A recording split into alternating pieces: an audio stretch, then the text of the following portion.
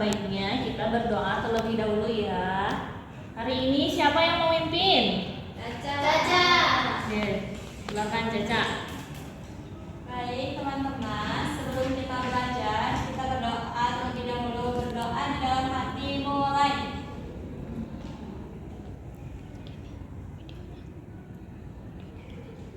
Berdoa selesai. Nah, selanjutnya akan Ibu absen terlebih dahulu ya. Bang Fira Paija, Ibu. izin kemana?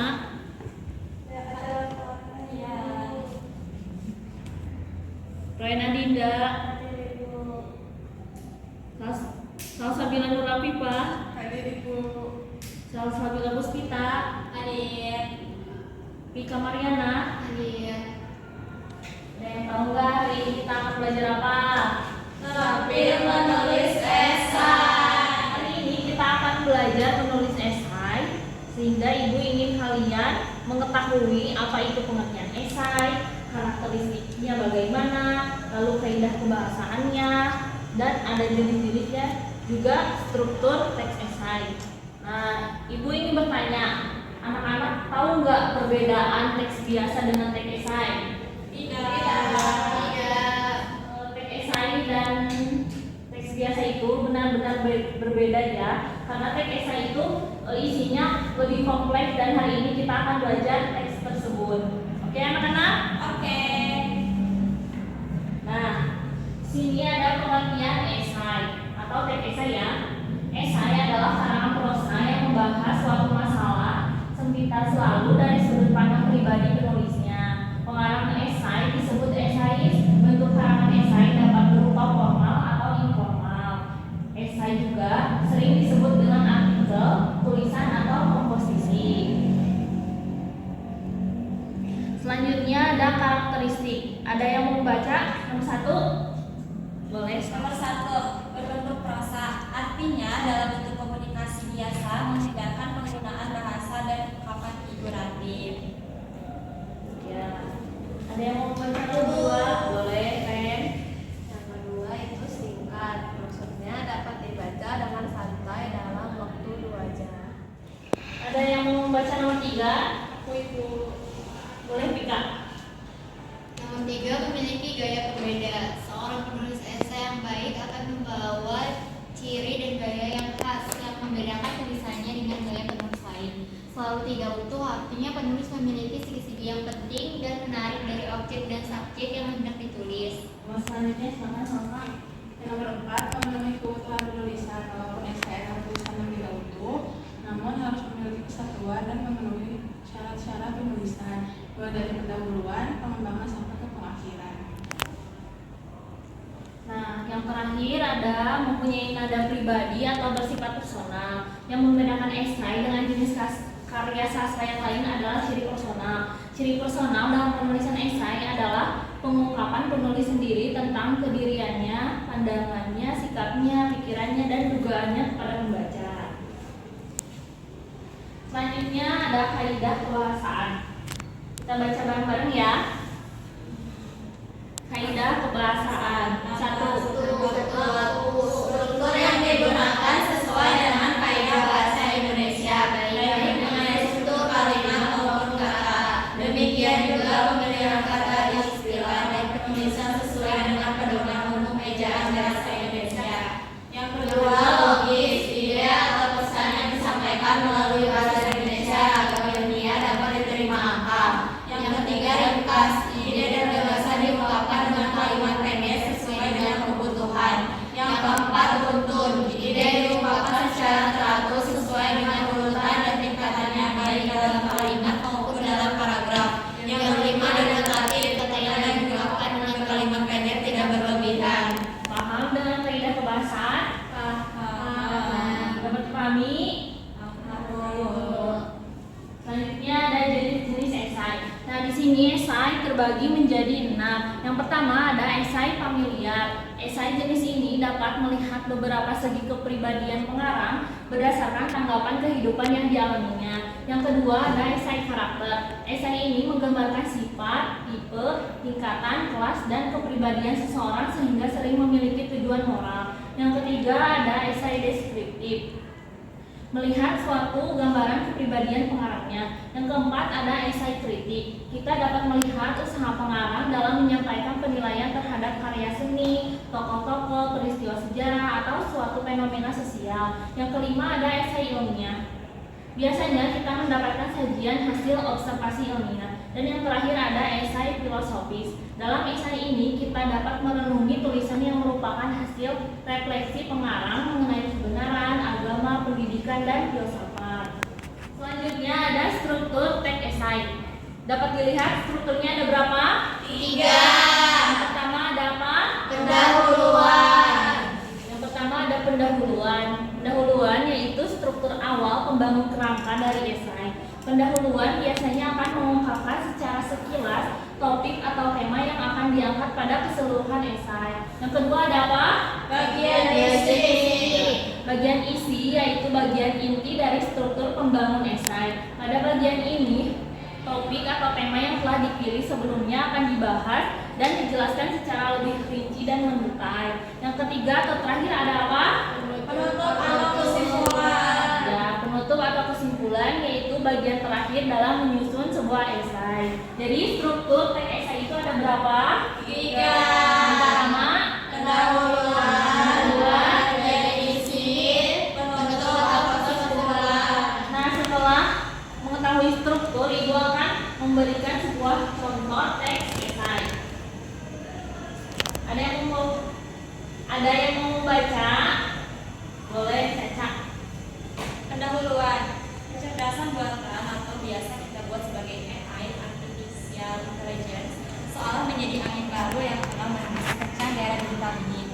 Sosok AI yang memiliki kemampuan belajar dan berpikir layaknya manusia ini bukan hanya menjadi anak emas dalam bidang teknologi, tetapi juga berpotensi memberikan dampak revolusioner dalam berbagai aspek kehidupan, khususnya pendidikan. Selanjutnya ada yang mau membaca? Boleh Salsa. Yang pertama, bahwa metode belajar baru yang lebih interaktif dan efisien. Dengan AI, proses belajar tak lagi harus berlangsung dalam ruangan kelas dengan puluhan siswa. Sistem pembelajaran AI yang disesuaikan dengan kecepatan dan gaya belajar masing-masing individu membuat setiap siswa memiliki kesempatan yang sama untuk meraih pemahaman optimal. Kedua, AI juga berperan dalam membantu para guru. AI dapat membantu guru dalam mengevaluasi kinerja dan perkembangan siswa, sehingga guru dapat lebih fokus pada proses belajar mengajar dan meningkatkan kualitas pendidikan. Namun, seiring dengan kemajuan AI, muncul pula pertanyaan mengenai masa depan manusia. Akankah manusia digantikan oleh AI? Dengan AI yang semakin canggih dan memiliki kemampuan belajar dan berpikir seperti manusia. Selanjutnya ada yang mau membaca? Boleh Ren. AI memiliki potensi besar dalam pendidikan dan berbagai bidang lainnya. Kita harus ingat bahwa AI hanyalah alat yang diciptakan dan dikendalikan oleh manusia. Sejauh ini AI belum bisa menggantikan emosi, kreativitas, dan intuisi manusia yang merupakan bagian penting dari apa yang membuat kita menjadi manusia. Oleh karena itu, alih-alih merasa terancam, kita sebaiknya memanfaatkan AI sebagai alat untuk membantu kita mencapai kemajuan dalam pendidikan dan berbagai aspek kehidupan lainnya. Alhamdulillah pemaparan pembelajaran hari ini telah selesai. Ibu akan memberikan tugas pada kalian, tapi Ibu ingin memberikan kalian terlebih dahulu ice breaking. Mau?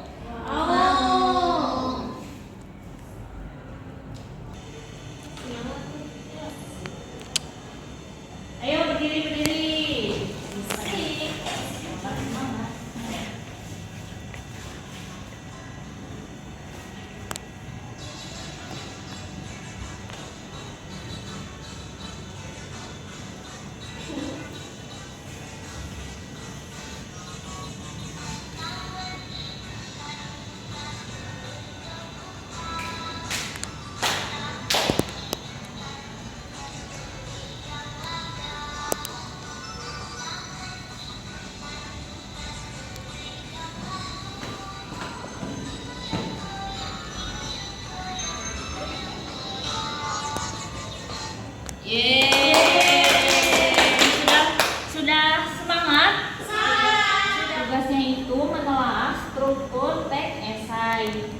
tugasnya itu mandiri ya anak-anak. Kalian bisa memanfaatkan gawai kalian.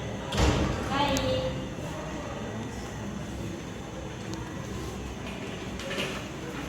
Silakan. Ibu beri waktu 10 menit cukup.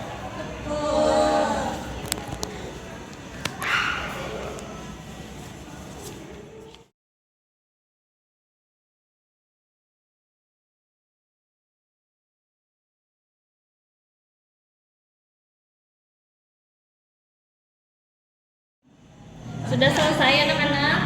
Sudah. Sudah. Nah, setelah menyelesaikan, Ibu ingin perwakilan dari kalian maju dan memaparkan apa yang telah kalian cari.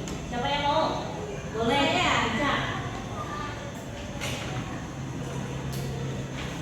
Esainya itu berjudul tentang musik. Dari pendahuluan, musik adalah bagian integral dari kehidupan manusia. Tidak hanya menjadi hiburan, musik juga memiliki peran penting dalam membantu seseorang mengekspresikan perasaan. Kemudian dari bagian isinya, musik telah terbukti secara ilmiah dapat meningkatkan kesehatan mental. Melalui penelitian diketahui bahwa mendengarkan musik yang tenang dapat menurunkan tingkat stres dan kecemasan. Kemudian ada bagian penutup atau kesimpulan. Nah, musik bukan hanya sekedar hiburan, melainkan sebuah terapi yang akan menyegarkan bagi pikiran dan tubuh. Dengan memanfaatkan musik, hidup kita akan jadi lebih baik. Sekian dari saya. Bukan, nah, sekarang kumpulkan ya tugasnya. Akan Ibu ini silakan.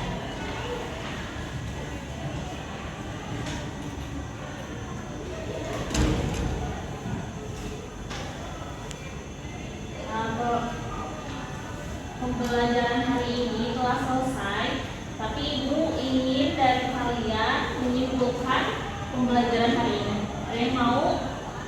Ayo Ibu duduk. Boleh baca. Jadi esai itu merupakan karangan prosa yang bersifat informal atau formal. Kemudian ada struktur esai itu ada pendahuluan, ada bagian isi, kemudian ada kesimpulan atau penutupnya. Jadi hari ini kita belajar tentang esai, di mana esai itu mempunyai karakteristik, kaidah kebahasaan, jenis-jenis dan juga struktur teks esai yang sudah kalian kerjakan tadi. Nah, untuk pembelajaran minggu depan akan membahas tentang langkah-langkah untuk membuat teks esai. Nah, anak-anak, untuk penugasan hari ini nilainya akan diumumkan minggu depan ya di WhatsApp group.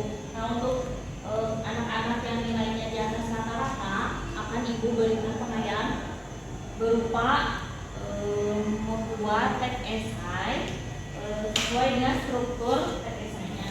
Sedangkan untuk yang nilainya kecil di bawah rata-rata itu mencari teks esai di internet atau di mana saja, lalu tentukan kaidah kebahasannya. Siap, Mengerti? Mengerti. Ibu akhiri pembelajaran hari ini, tapi sebelum itu Ibu mempunyai motivasi untuk kalian. Ada yang membaca? Boleh. Tapi harus pakai nada ya. Lu punya duit, lu punya kuasa. Tapi kalau lu nggak punya ilmu dan pengetahuan, lu nggak ada apa-apanya. Pembelajaran hari ini telah selesai. Semoga bermanfaat bagi kalian semua. Kita akhiri ya dengan doa bersama-sama.